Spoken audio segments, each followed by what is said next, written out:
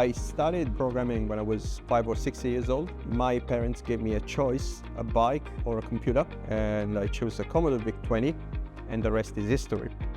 I did a PhD that was essentially sitting in between artificial intelligence and augmented and virtual reality. I was working on what today we call virtual humans, and I'm currently the Associate Dean for Artificial Intelligence. Teaching and making sure that students have meaningful careers is really rewarding.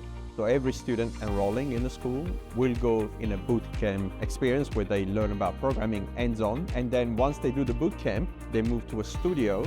We meshed up 2 courses in one, and the learning objectives of those 2 courses are actually blended together through an hands-on project that culminates at the end of the 3 years in a capstone project. We have way more projects for capstones with industry connections than we can possibly fill. So yeah, that's actually fantastic. We host our RoboCup team. It's an international competition where AI researchers build robot teams that learn playing soccer. One of my staff, Dr. Timothy Wiley, has managed to get our team to the final, so we'll be traveling to Europe soon. So there's a wide range of opportunities for studying overseas. We'll also had a few students taking global study tours. So these are a bit more focused than a full-on exchange. So you end up spending a few days or a few weeks. We've had a few students going to China.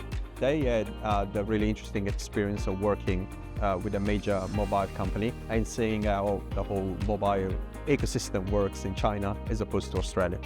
Probably the biggest highlight here is that one of my former students has actually spun off a games company in Australia, Playside Studios, which has become the first game company in Australia to be listed in the ASX. My advice would be making the most out of your campus experience. When I look back at those times, these are some of the best times of my life.